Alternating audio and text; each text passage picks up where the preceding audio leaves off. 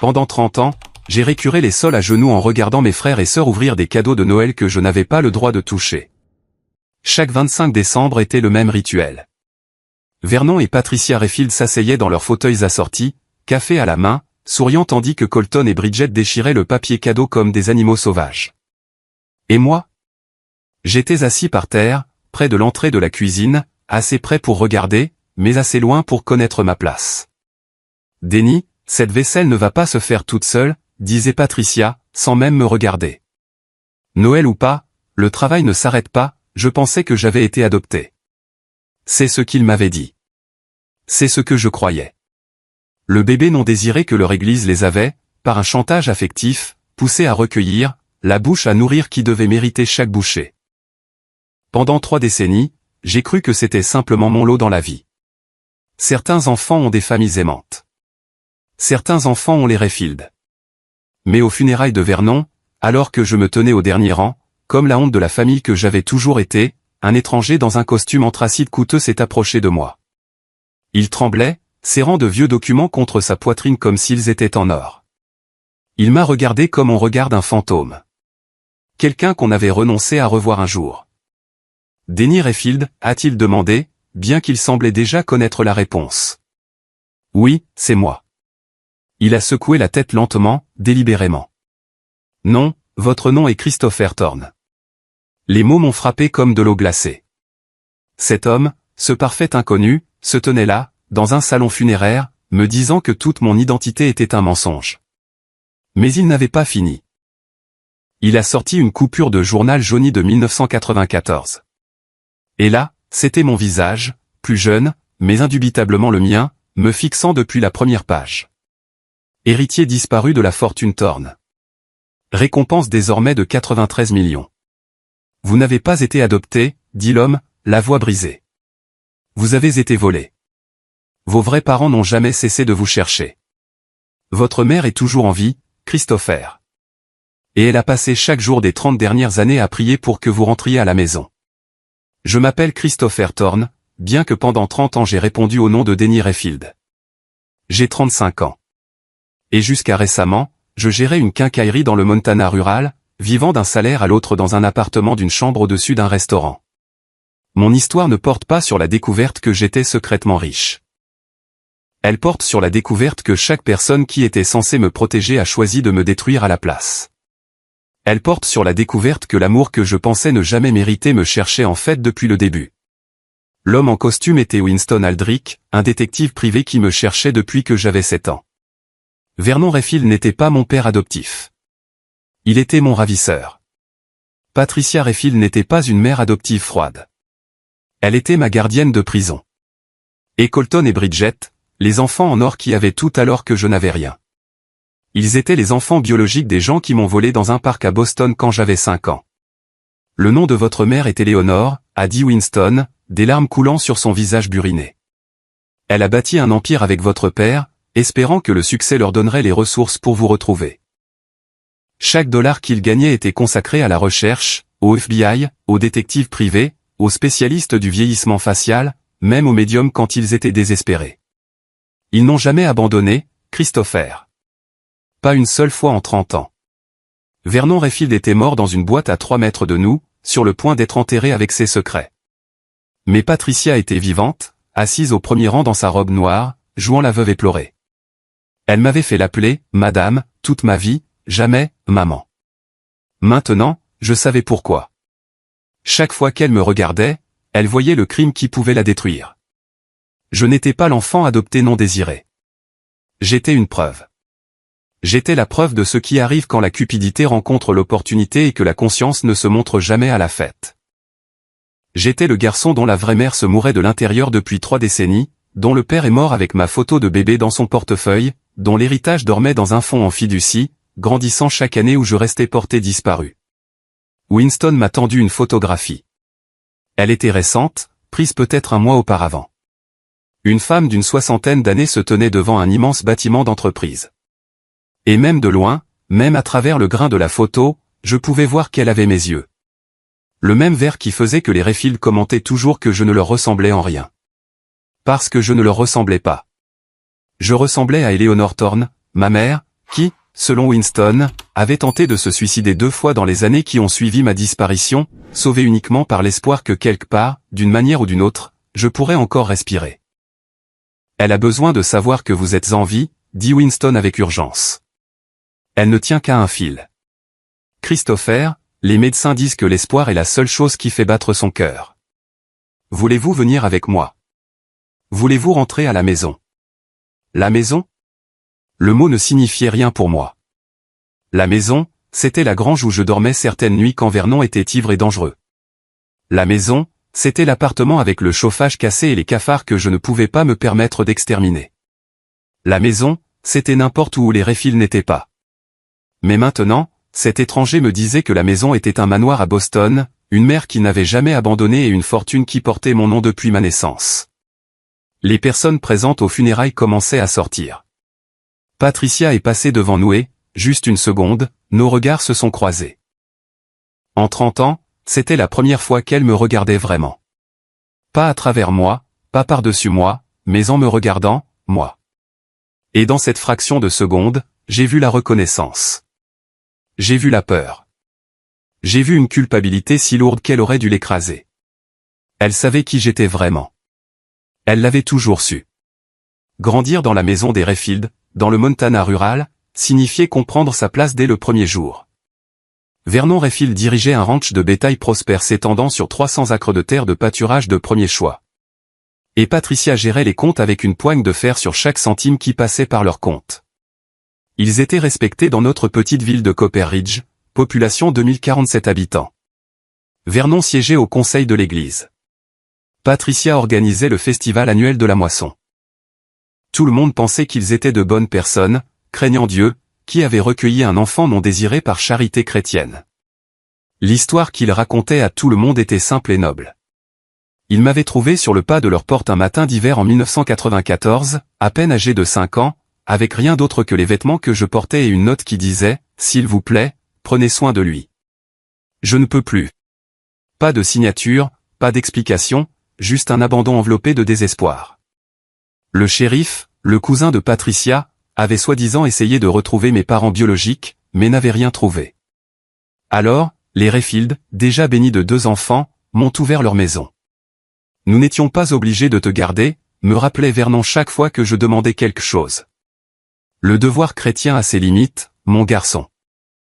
Leur maison était magnifique, une grande maison de style ranch avec 5 chambres, bien que je dormais dans ce qui était autrefois un débarras attenant au garage.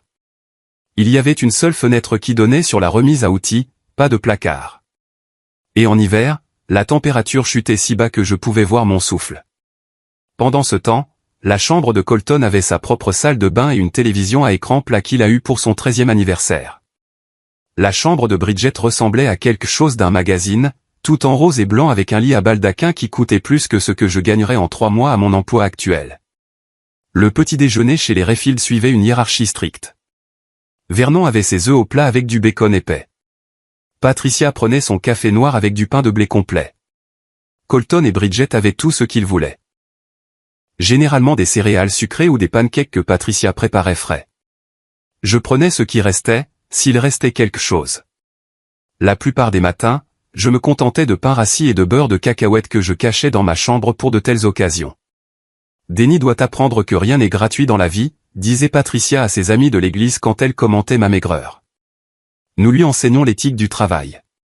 Cela lui servira mieux que l'aumône. Mes corvées commençaient à 4h30 du matin, nourrir les poulets, traire les vaches, curer les stalles des chevaux, tout ça avant l'école, où j'arrivais épuisé et sentant légèrement le fumier, peu importe à quel point je me frottais. Colton me croisait dans les couloirs sans un regard, entouré de ses coéquipiers de football. Bridget s'écartait activement si je m'approchais trop, disant à ses amis que j'étais, juste l'aide qui vit avec nous. Après l'école, quand les autres enfants avaient entraînement sportif ou traînaient au restaurant, j'avais plus de travail. Réparer les clôtures, transporter le fourrage, réparer toute machinerie que Vernon avait délibérément laissé se casser pour que j'aie quelque chose pour occuper mon temps. Il m'a appris à réparer des moteurs, non pas par guidance paternelle, mais parce qu'il avait besoin de main-d'œuvre gratuite. À 12 ans, je pouvais reconstruire un moteur de tracteur.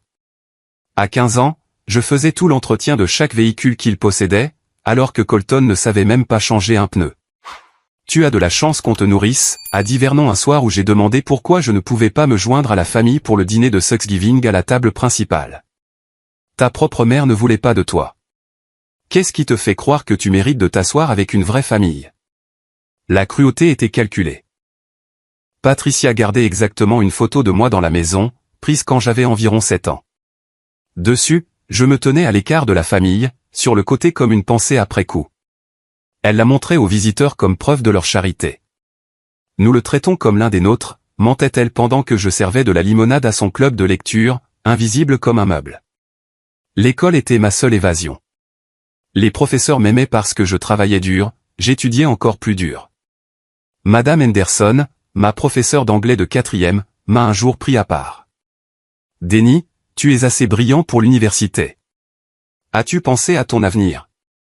Les enfants comme moi ne vont pas à l'université, lui ai-je dit, répétant ce que Vernon m'avait inculqué.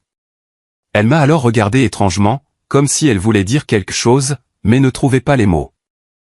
Des années plus tard, je me suis demandé si elle soupçonnait que quelque chose n'allait pas.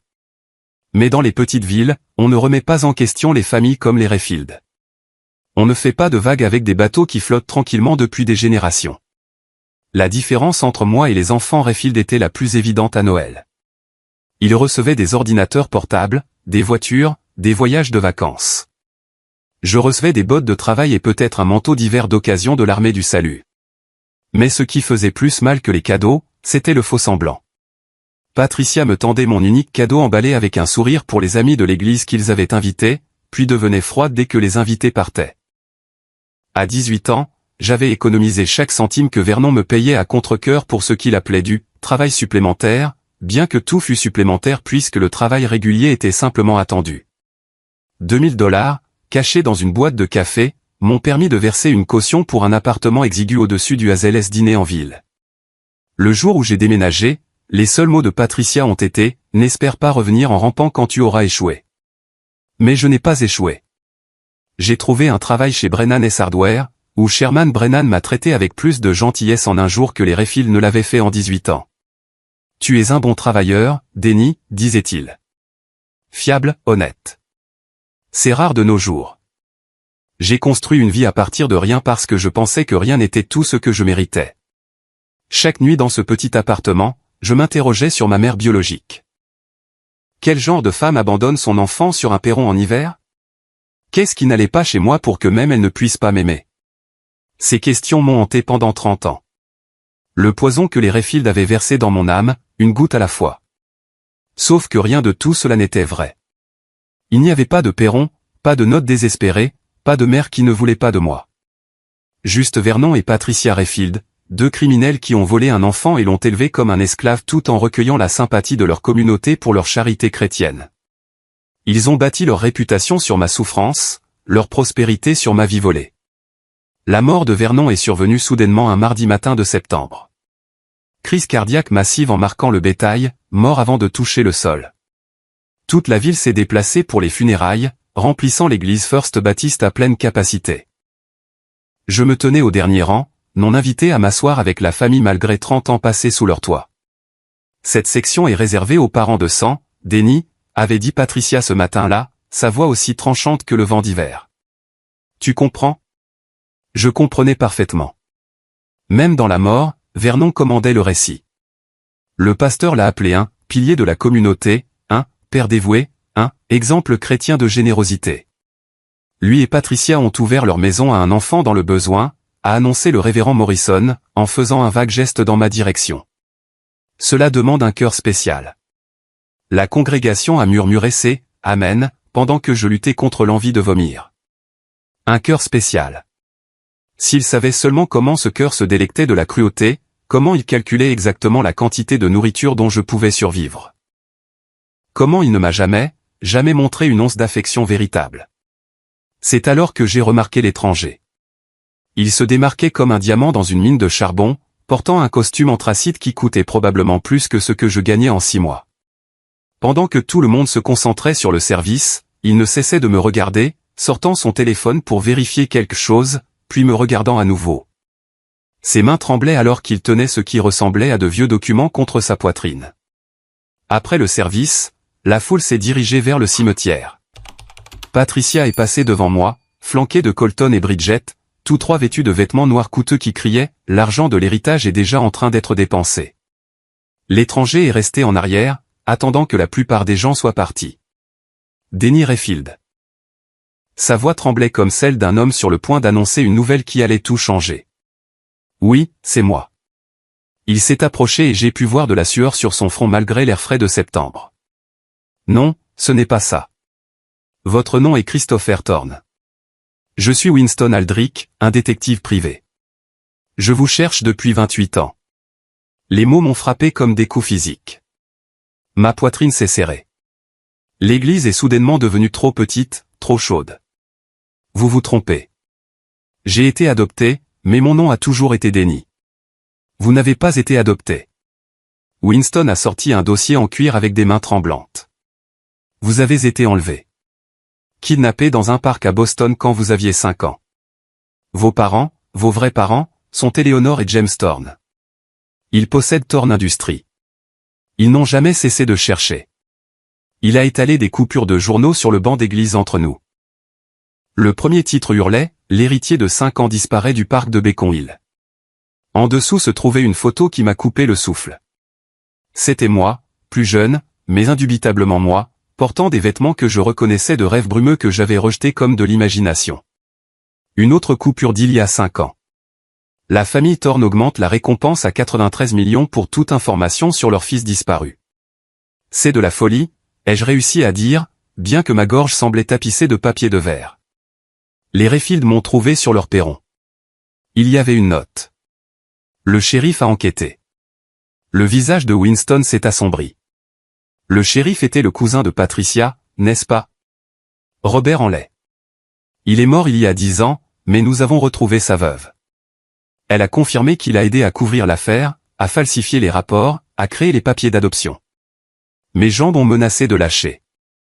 Je me suis assis lourdement sur le banc, mon esprit parcourant 30 ans de souvenirs, recadrant tout.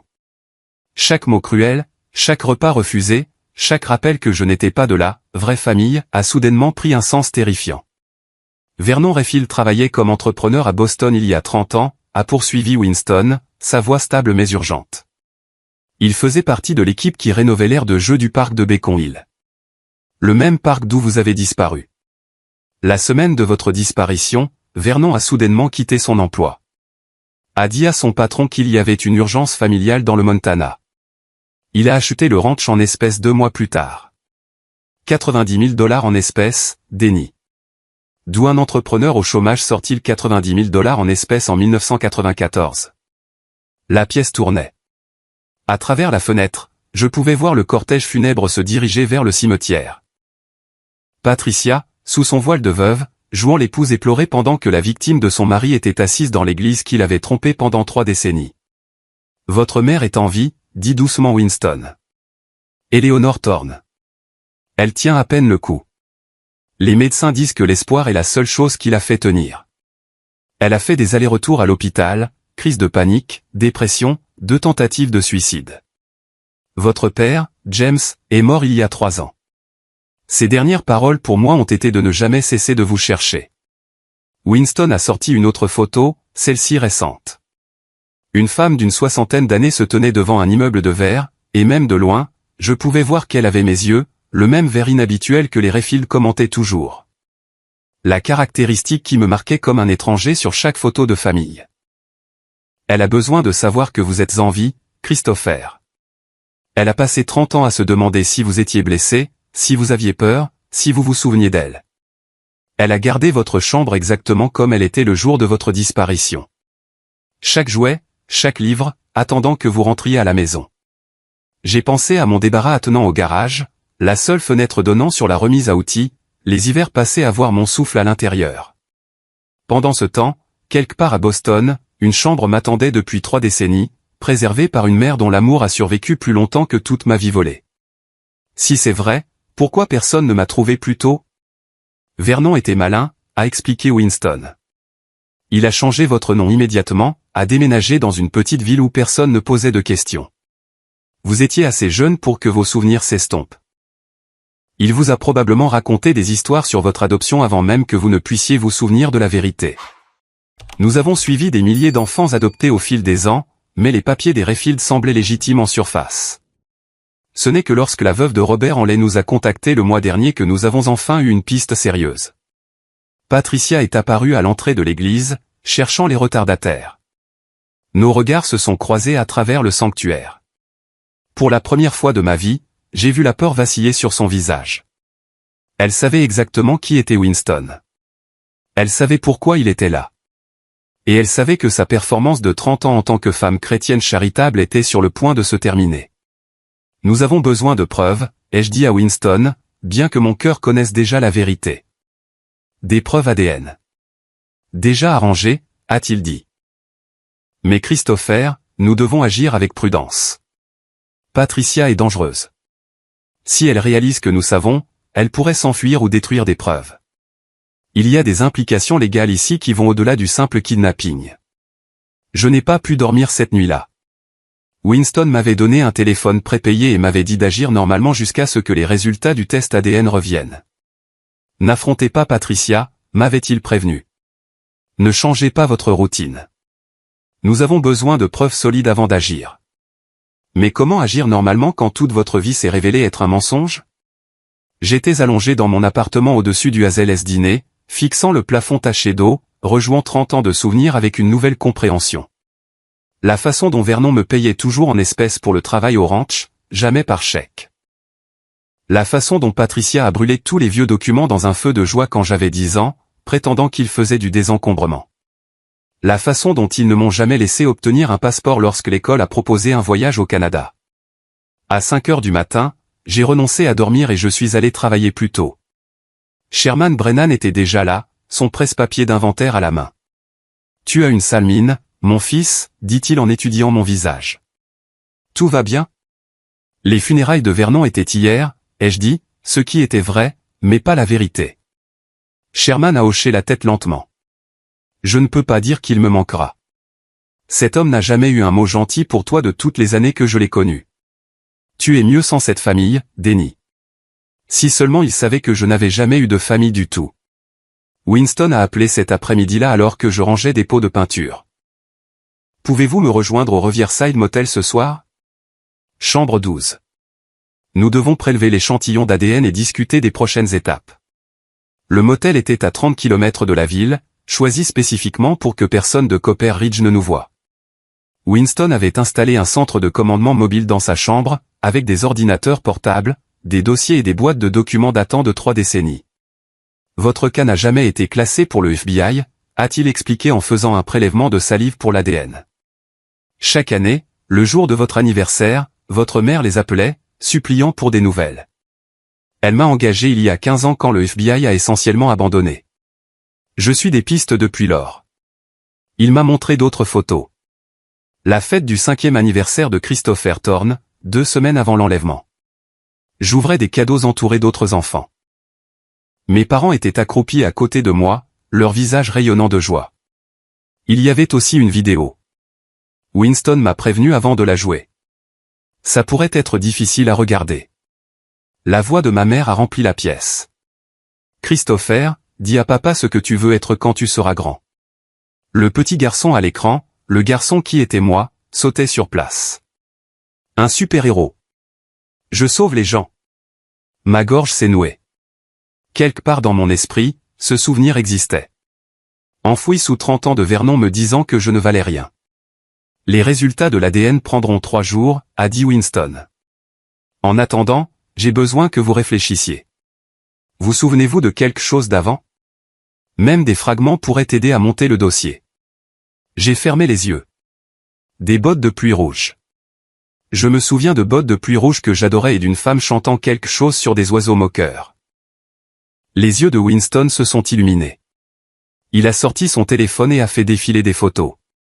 Ces bottes? L'image montrait les mêmes bottes rouges dont j'avais rêvé pendant 30 ans. Elles étaient dans un sac de preuves étiqueté « Christopher Thorne », objet porté le jour de la disparition. Votre mère vous chantait cette chanson tous les soirs, dit-il doucement. Mockingbird.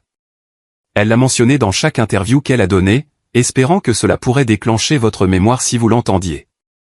Les 3 jours suivants se sont écoulés dans une lenteur surréaliste. Je suis allé travailler, j'ai souri aux clients, j'ai déjeuné au restaurant comme toujours, mais Patricia a commencé à agir étrangement. Elle est venue à la quincaillerie 2 fois, ce qu'elle n'avait jamais fait en 5 ans que je travaillais là. Denny, a-t-elle dit lors de sa 2e visite. J'ai réfléchi. Maintenant que Vernon est parti, il est peut-être temps que nous agissions plus comme une vraie famille. Voudrais-tu venir dîner dimanche? En 30 ans, elle ne m'avait jamais invité à dîner le dimanche. Je suis occupé, ai-je dit en me retournant vers mon travail. Sa voix est devenue froide. Tu sais, j'ai trouvé de vieux papiers dans le bureau de Vernon. Des papiers d'adoption. Ce serait dommage qu'il leur arrive quelque chose. C'était une menace. Elle savait que quelque chose se passait. Cette nuit-là, j'ai appelé Winston. Elle devient méfiante. Elle a menacé de détruire des documents. Les résultats de l'ADN sont revenus plus tôt, a dit Winston. Correspondance de 99,97% avec Eleanor Thorne. Vous êtes définitivement Christopher. Le FBI intervient demain matin. Je me suis assis lourdement sur mon canapé d'occasion. Bien que je m'y attendisse, la confirmation m'a quand même frappé comme un coup de masse. Il y a autre chose, a poursuivi Winston. Votre mère veut vous parler. Elle attend près du téléphone depuis que je lui ai dit que nous vous avions peut-être retrouvés. Êtes-vous prêt pour ça?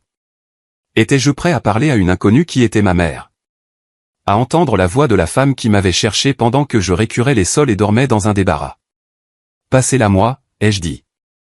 La voix qui est sortie du téléphone était douce, brisée, pleine d'espoir. Christopher, est-ce vraiment toi? Je ne sais pas comment répondre à ça, ai-je dit honnêtement. J'ai été Denny pendant si longtemps. Ce n'est pas grave, a-t-elle dit, et je pouvais entendre des larmes dans sa voix. Tu peux être qui tu as besoin d'être. J'ai juste besoin de savoir que tu es en sécurité. Es-tu en sécurité? En sécurité? Un mot si simple que je n'avais jamais vraiment compris. Je le suis maintenant. Le FBI dit que je ne peux pas te voir avant demain. Mais Christopher, j'ai besoin que tu saches quelque chose. Chaque jour pendant 30 ans, je t'ai aimé. Chaque anniversaire, je préparais un gâteau. Chaque Noël, j'emballais des cadeaux. Chaque nuit, je chantais dans ta chambre vide. Tu n'as jamais été oublié. Tu n'as jamais été remplacé. Tu as toujours été mon petit garçon. C'est là que j'ai craqué. 30 ans d'émotions refoulées se sont déversées. Cet inconnu m'aimait plus que les gens qui m'avaient élevé ne l'avaient jamais fait. Cette femme dont je ne me souvenais pas n'avait jamais cessé de se battre pour moi, alors que les gens que j'appelais ma famille ne s'étaient jamais battus pour moi du tout. Le FBI est arrivé à l'aube. 6 SUV noirs déferlant sur Copper Ridge comme une armée d'invasion. J'ai regardé de la fenêtre de mon appartement alors qu'ils encerclaient le ranch d'Errefield. Patricia était dans sa cuisine en train de faire du café quand ils ont frappé. Probablement en train de planifier une autre journée à jouer la veuve éplorée. En quelques minutes, elle était menottée. Winston est venu me chercher 1 heure plus tard. Elle ne parle pas encore, mais elle le fera. Les preuves sont accablantes. Au poste du shérif, maintenant grouillant d'agents fédéraux, je me tenais derrière une vitre sans teint, regardant Patricia dans la salle d'interrogatoire. Elle avait l'air plus petite sans sa robe d'église et sa posture parfaite. Juste une femme de 70 ans confrontée aux conséquences de 3 décennies de mensonges. L'agente du FBI, une femme nommée agent Chen, a exposé les preuves méthodiquement. Les résultats de l'ADN. Les dossiers financiers montrant la mystérieuse manne financière de Vernon en 1994. Le témoignage de la veuve de Robert en les confirmant que le shérif a aidé à falsifier les documents d'adoption. Les relevés téléphoniques montrant que Vernon avait appelé la résidence Thorne 12 fois dans les semaines précédant l'enlèvement, repérant probablement la routine de la famille. Patricia est restée silencieuse pendant 3 heures. Puis, l'agent Chen a passé la vidéo de moi, à 5 ans, à ma fête d'anniversaire, et quelque chose sur le visage de Patricia s'est fissuré. « Éteignez ça », a-t-elle murmuré. « C'est Christopher Thorne », a dit l'agent Chen. « Le garçon que vous appelez Denny depuis 30 ans. Le garçon dont vous avez détruit les parents. » La main de Patricia tremblait. « Nous n'avions pas prévu ça. Vernon a vu une opportunité. Racontez-moi tout. » L'histoire qui a suivi était pire que ce que j'avais imaginé. Vernon faisait partie de l'équipe de construction du parc de Beacon Hill, regardant les familles riches jouer avec leurs enfants alors qu'ils luttaient contre des dettes de jeu croissantes. Il avait remarqué la routine de la famille Thorne, comment la nounou était parfois distraite en parlant à d'autres soignants. Un jour, il a vu sa chance. « J'étais juste censé attendre dans le camion », a dit Patricia, sa voix creuse. Vernon a attrapé le garçon pendant que la nounou était tournée. C'est arrivé en quelques secondes. Nous allions demander une rançon, juste assez pour couvrir les dettes de Vernon et repartir à zéro. Mais ensuite, la nouvelle a explosé, la récompense, le FBI partout. Nous ne pouvions pas le rendre sans nous faire prendre. Alors vous l'avez gardé, a dit platement l'agent Chen. Nous avons déménagé immédiatement. Le cousin de Vernon dans le Montana venait de mourir. Nous a laissé assez pour un acompte sur le ranch. Nous avons dit à tout le monde que nous avions trouvé le garçon abandonné. Robert a aidé avec les papiers. Il devait aussi de l'argent à Vernon. Et vous l'avez élevé comme votre serviteur, ai-je dit de derrière la vitre, bien qu'elle ne puisse pas m'entendre. Nous lui avons donné à manger et un abri, a poursuivi Patricia, comme si cela justifiait tout. Plus que ce que certains enfants reçoivent. L'agent Chen a sorti des photos de ma chambre d'enfant à Boston, celles que mes parents avaient préservées. C'est ce qu'il aurait dû avoir. Des parents qu'il aimait. Sa propre chambre, une éducation, un fonds en fiducie valant des millions. Au lieu de cela, vous lui avez donné un débarras et l'avez traité comme du bétail. Le sang-froid de Patricia s'est finalement complètement brisé. Vous ne comprenez pas ce que c'était. Chaque jour, se demander si quelqu'un le reconnaîtrait. Chaque jour, craindre que le FBI ne se présente. Nous ne pouvions pas l'aimer. L'amour nous aurait rendus faibles. Nous devions le garder à distance pour survivre. Vous avez torturé un enfant pour vous protéger, a dit l'agent Chen. Colton et Bridget sont arrivés alors, exigeant de voir leur mère. Quand le FBI a expliqué la situation, Bridget s'est effondrée en larmes tandis que Colton est resté figé, me regardant à travers la vitre. Vous saviez, ai-je dit en entrant dans la pièce où ils attendaient.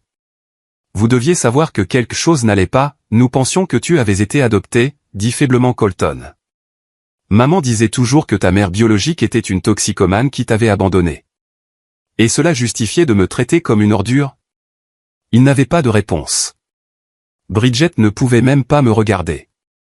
Patricia a été formellement inculpée d'enlèvement, de complot, de fraude et de maltraitance d'enfants. Le FBI avait également découvert des preuves des autres crimes de Vernon, notamment le détournement de fonds de son entreprise de construction à Boston et du projet d'hôpital pour enfants pour lequel il avait volé des matériaux. Le ranch, acheté avec de l'argent volé, serait saisi. Cet après-midi-là, Winston m'a conduit à l'aéroport. Votre mère arrive par avion. Elle ne pouvait pas attendre un jour de plus. Le jet privé a atterri au petit aéroport régional juste après le coucher du soleil. Je me tenais sur le tarmac, les mains tremblantes, regardant la porte s'ouvrir. Eleanor Thorne a descendu les escaliers lentement, comme si elle craignait que je disparaisse si elle bougeait trop vite.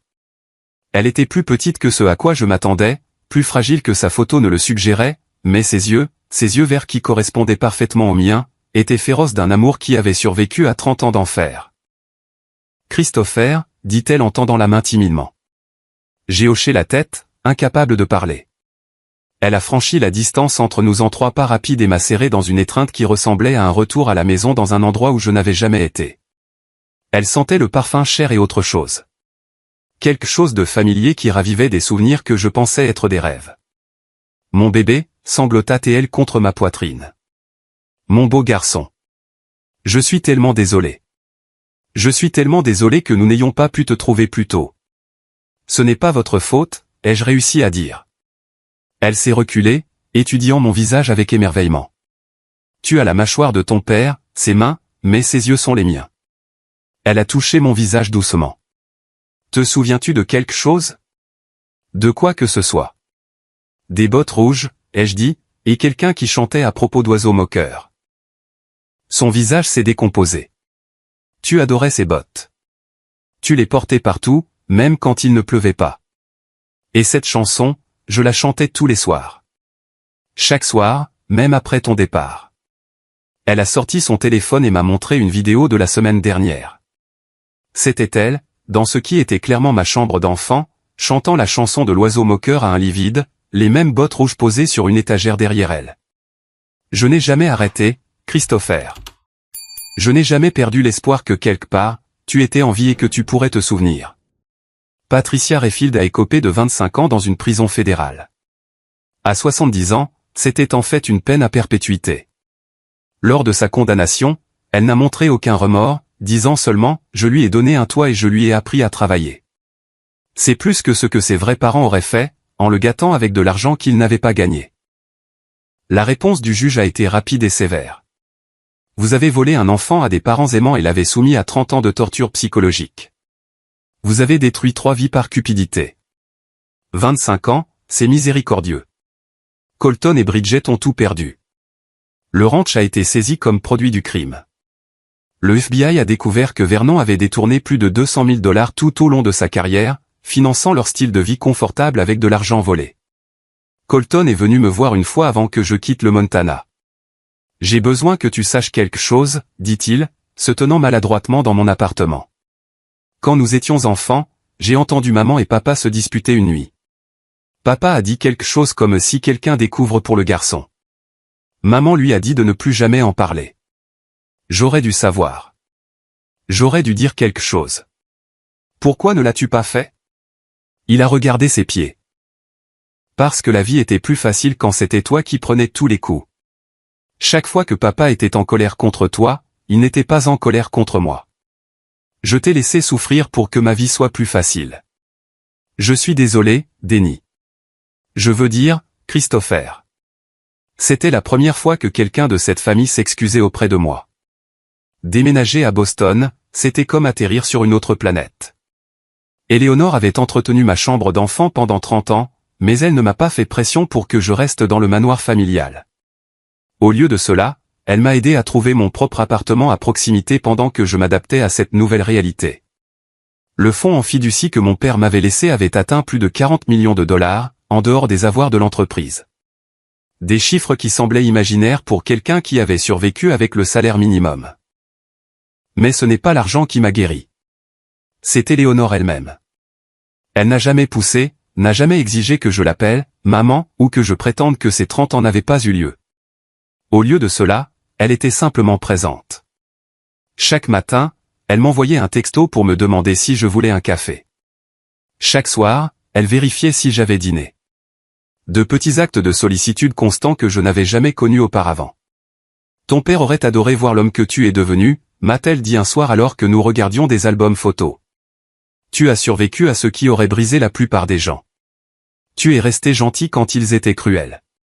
Tu as travaillé dur quand tu avais toutes les raisons d'abandonner. Ce n'est pas malgré ce qu'ils t'ont fait. C'est qui tu es au fond de toi. J'ai commencé une thérapie 2 fois par semaine avec une spécialiste des cas d'enlèvement retrouvés. Le docteur Martinez m'a aidé à comprendre que les Rayfield n'avaient pas seulement volé mon enfance. Ils avaient essayé de voler mon estime de moi. Ils avaient besoin que vous croyiez que vous ne valiez rien, a-t-elle expliqué. Si vous aviez cru que vous méritiez mieux, vous auriez pu remettre en question l'histoire. Votre mécanisme de survie était d'accepter leur version de la réalité. Maintenant, vous pouvez écrire la vôtre. Sherman Brennan m'a appelé le mois dernier. J'ai tout entendu aux nouvelles. Sacrée histoire, Christopher. Tu reviens nous voir? Peut-être un jour, lui ai-je dit. Pas encore. Eh bien, quand tu le feras, souviens-toi de quelque chose. Tu as été le meilleur employé que j'ai jamais eu. Et cela n'avait rien à voir avec ces monstres qui t'ont élevé. Cette éthique du travail, cette intégrité, ça venait de toi. L'argent ne change pas ça. Tu as mérité chaque bonne chose qui t'arrive. Éléonore et moi dînons ensemble tous les dimanches maintenant, non pas parce que nous le devons, mais parce que nous le choisissons. Elle me raconte des histoires sur mon père, sur la vie qu'ils avaient prévue pour moi. Je lui parle de l'homme que je suis devenu sans eux. La force que j'ai trouvée dans l'obscurité. Nous construisons quelque chose de nouveau sur les ruines de ce qui a été volé. Le conseil d'administration de Thorne Industries voulait que je prenne la relève immédiatement, mais je suis d'abord des cours de commerce. Je veux le mériter, ai-je dit à Éléonore, pas seulement en hériter. Elle a souri à cela. Tu es définitivement le fils de ton père. Il a dit la même chose quand son père lui a offert l'entreprise. La fortune, l'entreprise, la vie de la haute société de Boston qui m'attend. Tout cela semble surréaliste. Mais le plus grand cadeau n'est pas l'argent. C'est de savoir que pendant que je dormais dans un débarras, convaincu que personne ne voulait de moi, 2 personnes m'aimaient désespérément. Pendant que Patricia me disait que j'avais de la chance d'avoir des restes, mes vrais parents dépensaient des millions pour essayer de me retrouver.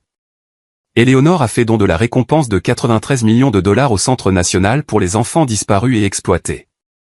D'autres familles cherchent encore, a-t-elle dit. Peut-être que cela les aidera à trouver ce que nous avons trouvé. La semaine dernière, je suis passé en voiture devant le ranch des Rayfield. Il est mis aux enchères fédérales.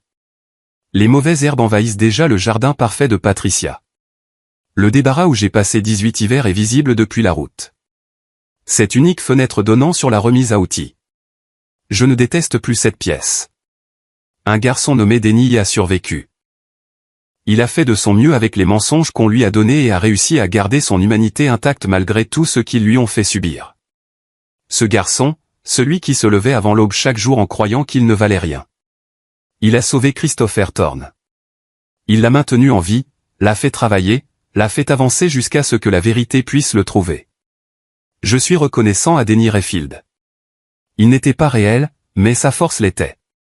Maintenant, je suis Christopher Thorne, apprenant à être l'homme que mes vrais parents ont toujours cru que je pouvais être. Chaque matin, je me réveille dans un lit qui est le mien, dans une vie qui est la mienne, avec un nom qui est le mien.